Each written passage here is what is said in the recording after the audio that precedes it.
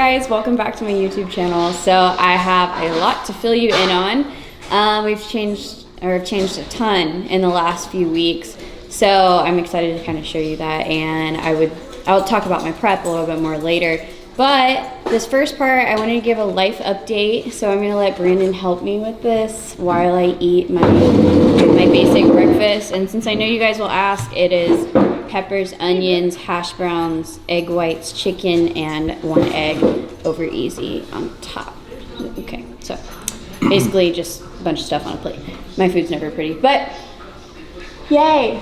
I'm excited to share all of this stuff because a lot has changed with our business side. There's a lot of life going on.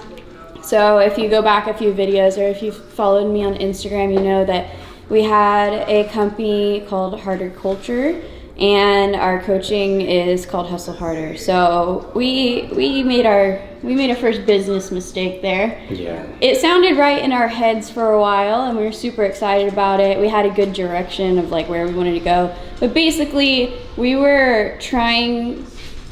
We wanted to use the word harder in both, but when people bought the clothes and all the launches went really well, but when people bought the clothes, we figured out it was mostly our clients or just people that support our team. But so many people were like, oh, we got the Hustle Harder clothes, and Harder Culture was supposed to be a completely separate thing. So that's our bad. But anyway, with the trademark process, that didn't go through. So we had to change the name no matter what. So if you look back on Instagram, we rebranded to a name. It's called DOWNBEAT. And we were like, okay, we'll just make the clothes here. We like redid our designs, and we never ordered them because we still didn't have like the right direction going. Well, just Harder Culture from a merchandise standpoint, it did well, but it didn't do as good as it should have. And I told Kerigan the minute that brand, which was unisex, which was kind of for me in a way, didn't grow the way we wanted to, we would just stop it. So it made no sense to be investing money in a merchandise brand that was only catering to our clients, because it was an accident, but I mean, it was fine. We can make Hustle Harder merchandise, and that's fine for them. But the other half of that business was always supposed to be live events, because obviously I don't know if y'all know, but Kerigan are in the house and techno, and that's why it became DOWNBEAT, and a lot of people are a bit confused, and it's fine because we knew they would be. Yeah. It's just, and there isn't a point for you don't go to a club and buy a shirt. You know what I'm saying? Yeah. But a lot of, the original idea of like Harder Culture too, and why we were saying it was going to be different, was because we were combining our two loves, which is music, events, like that. Oh, it is, absolutely. And two then passions. fitness. Yeah. But then those two things, especially with how serious we take bodybuilding, meshing those two things together is not the best idea, because then it's going to take down the integrity of Hustle Harder as a serious team. I think we're glad it happened, because now with DOWNBEAT, we have a strategic partner, and it allows us to just kind of be almost like the investors of it. And it's there's no headaches.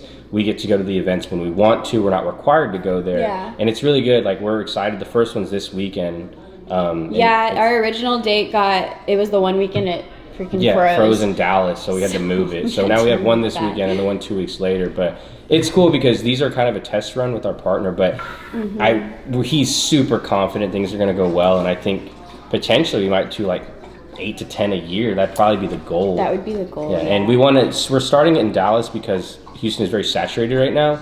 But the kind of goal is to kind of move it into Houston, and then I think Texas would be kind of the end, like all over, maybe San Antonio and Austin. Yeah. It's just it's a bit more different because of the genre of music, but there's also a ton of opportunity, because a lot of the people who try to throw these types of events, they just can't stomach paying for the artists that get the attention, and thankfully we can. So, and we're part of like the younger, we know how to market, more millennial, Gen Z, all that stuff. Most of these people who listen to this music are like old, and it just doesn't go go well. I know. But yeah, so we're definitely moving forward. I just wanted to update you guys on the business stuff, because I didn't want people to be confused. R.I.P. We don't Harder share. Culture. Yeah, R.I.P. Harder Culture. Oops. Yeah. But I feel like a big part of entrepreneurship, especially when you have so many different ideas and ways you can be successful in the different places, is like throwing stuff at a wall and seeing if it sticks. And like the right things are going to stick. So, you know, horticulture was a mistake, but... The good news, though, is we are still keeping the graphic designer for horticulture, who is freaking insane, for doing all our merch and other things in the future that involve graphic design. So, Hustle Harder merch is going to be the best merch on planet Earth in terms of teams. So, that'll be just for our team. I guess other people can buy it, too, if they want, but, it's going to be that good. With people on different teams, I assume that the other teams probably aren't going to buy it to, you know, rep us and market us. Anyway, two separate things now. Horticulture doesn't exist. DOWNBEAT is an event company at its heart. For now.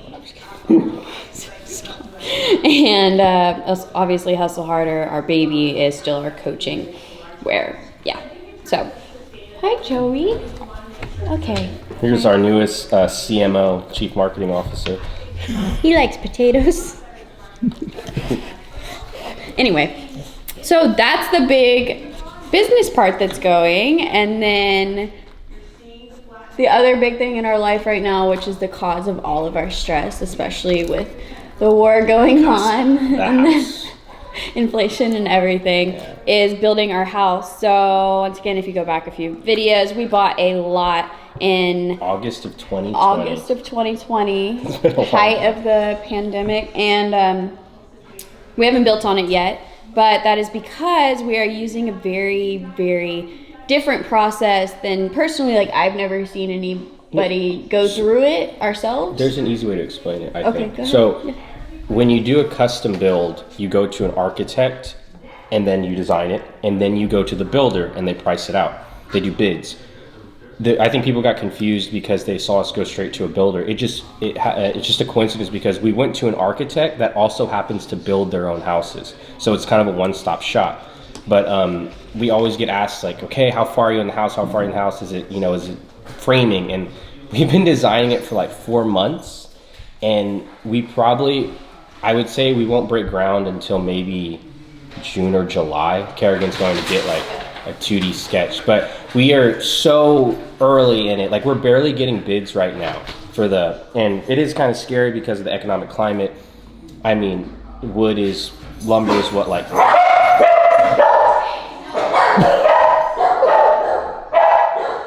I'm just gonna, okay, anyway, lumber is around what, 1,300 for 1,000 foot. I forgot how to actually say it, but before the pandemic, it was around 500 to 600, or actually 400 to 500. So you're looking at adding like 10 to 15% to your total cost there. Everything is so expensive right now. The good part was taking our time. Yeah, and now interest rates are climbing every 6 weeks, so that's even worse for us. But we'll be fine. It's just a lot of. Like I said, I'm an anxious person, so it is stressful. But the next meeting we have, which is in about 4 weeks, we will finally get preliminary pricing, which is thank God. And so the way that they work is basically, here, design your dream house. We can do whatever you want. And then they price it out. And then from there, they don't even want to know. They don't want to hear your budget because it's kind of disrespectful. That's how they see it. Like they just don't want to offend you. Like, so we just designed our dream house and, you know, hope the price comes back right for us. But they said after the pricing does come back, there's not like one client that doesn't change something. Oh, yeah. So everything, we've showed very, very little on social media, but everything that we showed will, hopefully most of it stays, but we may have to make sacrifices here and there. That's why we don't want to show a bunch, because it's not like, oh, look, like we built this house, and then in a year or 2 years, like we show our actual house and it's like, this looks nothing like that. So yeah, but it's pretty cool. I'll show you guys some of the drawings and the process. Show them the first 10 seconds of the video. Yeah, go ahead. See, we got a little render. That's pretty cool, huh? It's contemporary. Jeez. And that's all you get to see. So I'm gonna show you guys because I think it's super cool. And like I said, once we have a more concrete thing of what we're actually doing with our house, then I wanna put more on YouTube. I wanna go into depth because I think it's a really cool process, and I'm praying to God we never do this again. Anyway, so when we first walked in, God, you hold this? Yeah.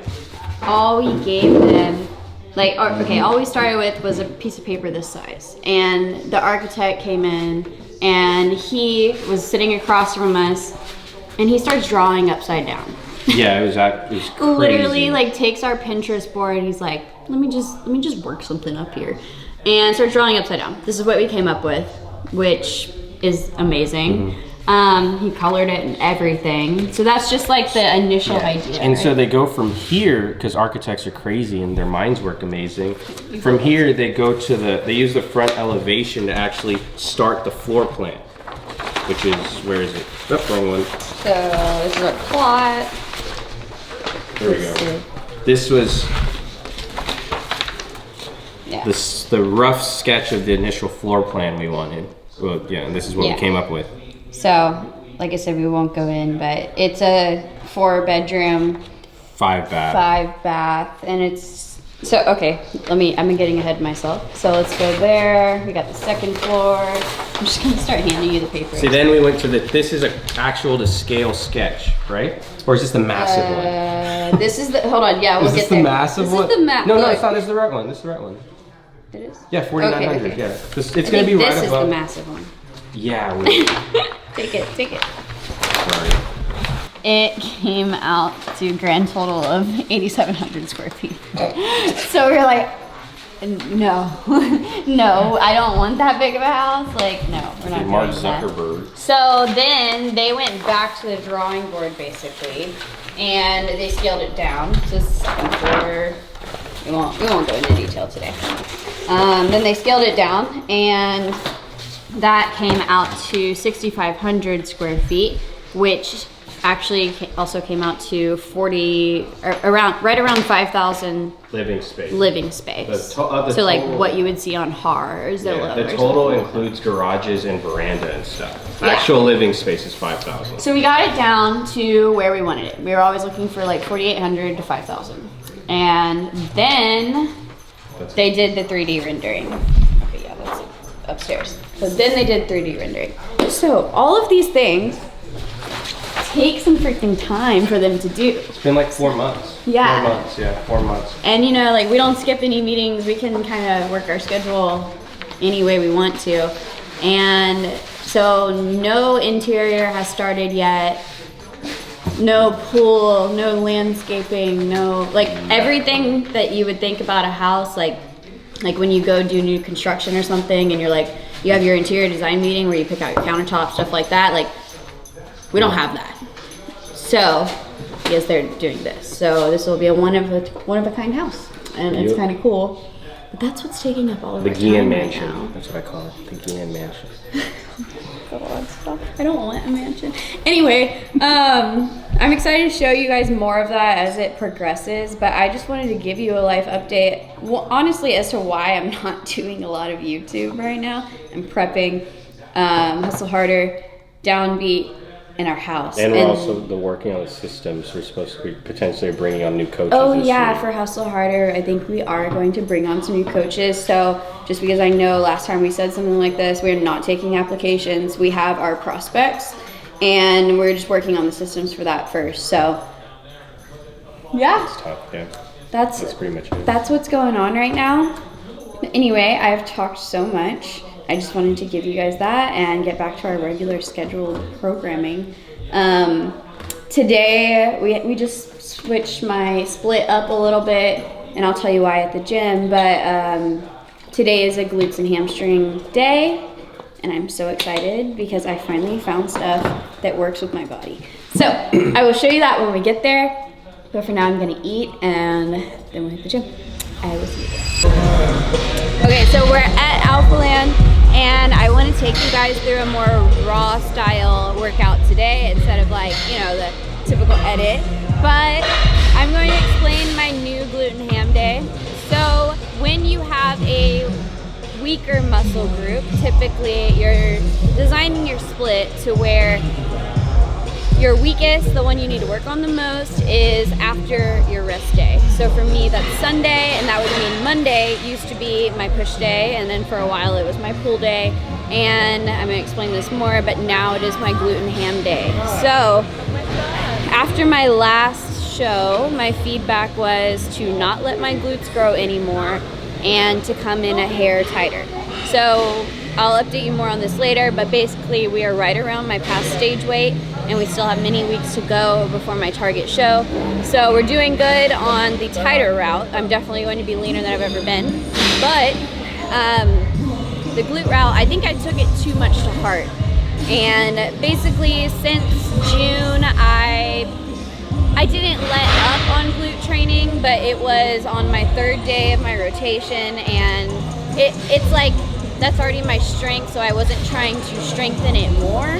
But then I was kind of looking at my pictures, and I'm looking at who I'm going up against, like they're not who, but like their bodies, their physiques, like the density that they have. And I was like, I don't think my glutes are going to be too big, especially because now I've added a lot of upper body. So I'm trying to keep this balanced physique, and I was like, okay, I'm going to start training these glutes hard again. But then another problem with that was, after my last show, I have really bad low back issues. It's a birth defect, and it started flaring up really bad. So I created this workout to work around my lower back pain because it's still not great. There's a lot of chest supported. It's a lot of you'll see different movements than the typical glute workout that I would necessarily like to do, and some of them kind of seem like bullshit movements.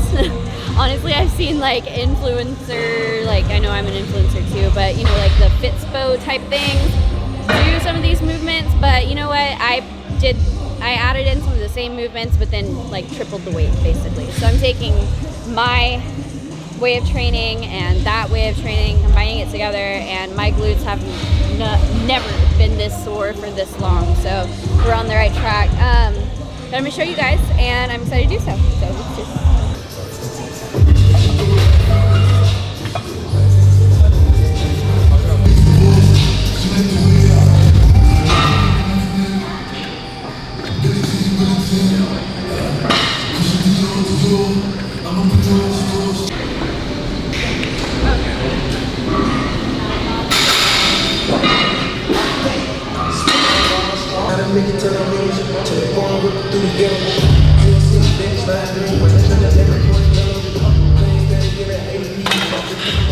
Okay, first exercise was adduction, supersetted with abduction.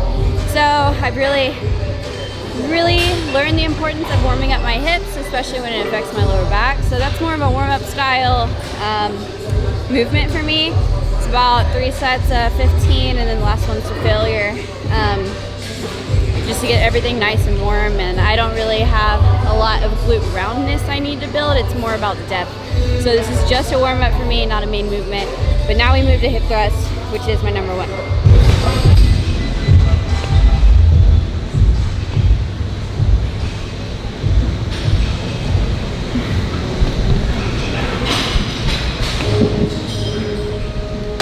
Like I said, my number 1 is hip thrust. I just think it's the best movement to target like all parts of your glute, and I just really enjoy hip thrust. But I do use a glute drive once again. This video is about how I work around my lower back, so this provides me a lot of stability and the same exact motion every single time. When you do hip thrust, if you are not trying to get so much quad and so much hamstring in it, that means you need to stay within a glute range. So my lower back stays flat to the machine, to the bench, and I am only moving in a small range of motion, and I'm trying not to let my knees float backwards when I do that range of motion. Head, chin stays just a little bit tucked, just to keep your spine neutral. So I'm going to show you guys what this looks like.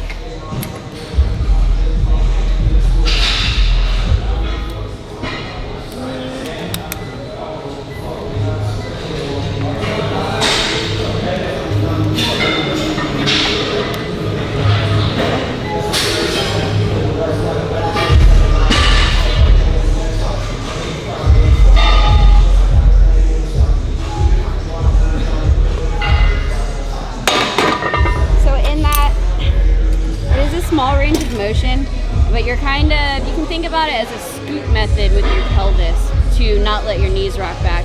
Because if you're just rocking back and forth, you're getting a lot of quad and hamstring action in there. So this is how I personally do my hip thrust. Even if I can't go quite as heavy as normal, this helps my back a lot.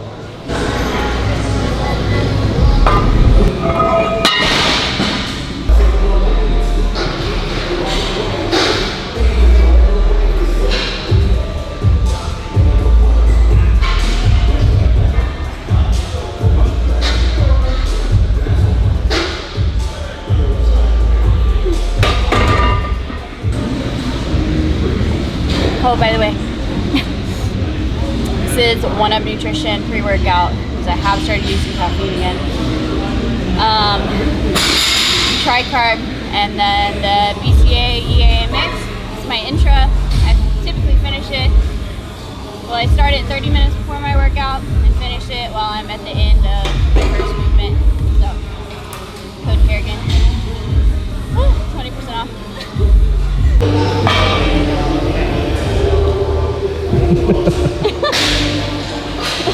Next, I have a V-squat machine variation of RDLs. So, if you guys follow me on Instagram, maybe a while ago, my all-time like dumbbell RDL PR is like 105s, and I felt like a monster when I did that. And that lift has been taken away from me.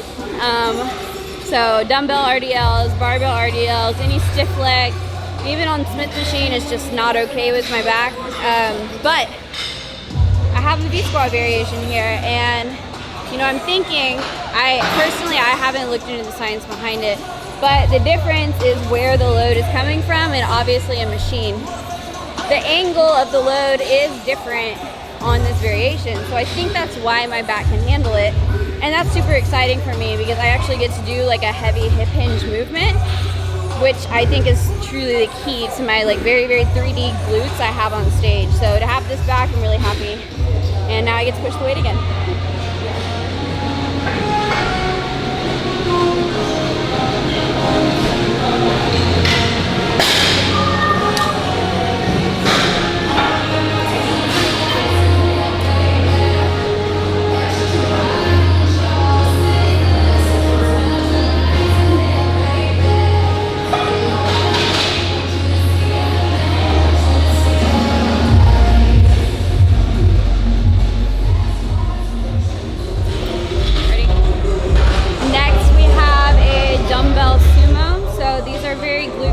There is going to be a little bit of quad activation, which for the past 2 years I've been staying away from that, but I think my legs have gotten small enough to where if I have one, well I guess I do this twice a week, so if I have one like moderately weighted sumo squat in here, my legs aren't going to grow off of that.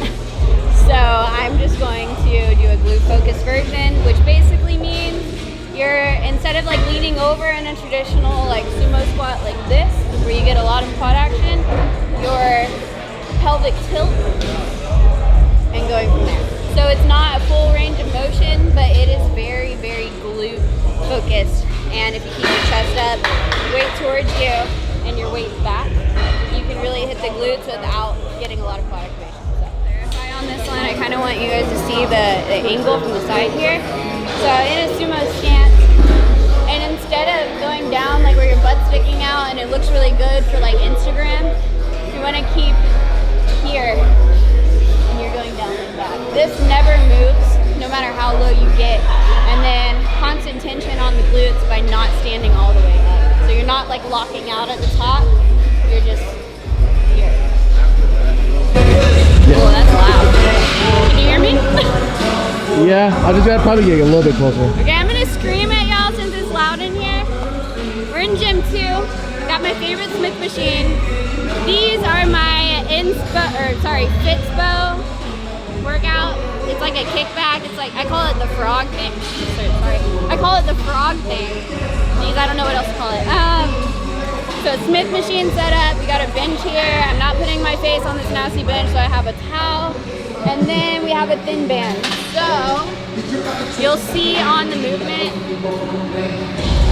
you have to clip this back around here. kickback style movement. Let me show you.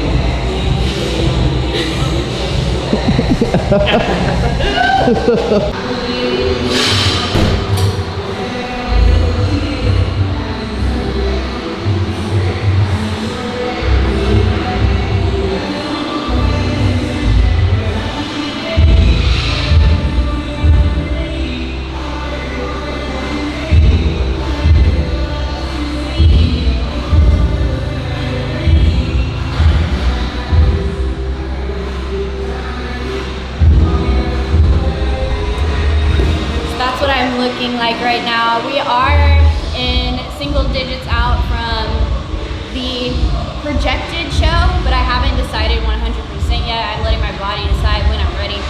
But Brandon's gonna give like a little coach's perspective on this prep while I go change clothes, so yeah, enjoy. So actually I disagree with Kerigan on that. We had 3 shows in mind and we can do them all. We're not gonna have to push anything back. We pretty much surpassed her junior nats physique, as y'all can see from this video. Just the junior nats, she was depleted and we had to do water manipulation, which I hate doing, but it was a necessity. This time we don't have to mess with any of that. But yeah, we're in a crazy spot. We hit the same conditioning and she's doing 30 minutes less of cardio per day. I think she's eating probably around 40 more carbs per day than what was needed last go around. Trying to think if there's anything else. It's just kind of going perfect. Yeah, she feels good. She's not, I mean, she's hungry. Who isn't hungry like that? But there's still so much left in the tank. And I mean, we haven't even been, we've only been prepping 11 weeks now. And so it's really nice to know she still has her cycle, that we'll be able to hit every show we wanted. And let's say, you know, hypothetically speaking, she starts climbing, you know, going from like maybe like 6th to 3rd or 2nd. She's going to be in a place where we can hit multiple shows, and if we're going to try and gun for that qualification, I don't think this season will do more than 4 or 5, no matter how close we get, just because we know that if she's kind of right there, she wants to get implants this year, even though she's not doing it for competing, but it'll give us time to get the surgery and then come back next year, and if she's on the radar, we'll win a show. But yeah, everything's good. As y'all can see, it's a completely different package. She's gonna lose probably, I would say, anywhere from 2 to 4 more pounds. And bikini this year is kind of doing in a 180. They're going super conditioned again. But yeah, before it was always kind of a, damn, are we gonna be able to do it? Are we gonna be able to do it? And now it's just, it's for sure. We're gonna bring her all-time best, and we're gonna do. We're not gonna go in front of judges and all that stuff. A lot of people are big on that bikini. We're just gonna do the damn shows and let the body speak for itself. But we're excited, and it's gonna be our best season yet. So that's it for this video. Going back to the main part where I was showing you guys my new glute and hamstring workout. A big key there is to keep your pelvic tilt, your ribs knitted tight, and really work on keeping your core, protecting your lower back. So a good core and TGA engagement is going to be really, really big on training with lower back pain. So mine's like a bone structure thing. If you just have tight hips or a tight lower back, I really suggest body work, which I get a lot of body work done. But if you do have a condition like I do, I feel like those movements are a good way around as long as you're really, really protecting with your core. So that was the main part of that workout. Otherwise, I mean, I think I know Brandon said some stuff, but I think I'm very confident with how I'm looking right now. And I'm super excited because, you know, we've already hit that last stage weight and I am gonna bring my best. And, you know, that's always what I set out to do. So I'm super excited. I will let you guys know all of the developments in the last few weeks just because prep is my #1 right now and I want to show that. So thank you for watching. If you like this video, comment, subscribe, tell your friends, share it on Instagram, and I will see you in the next one.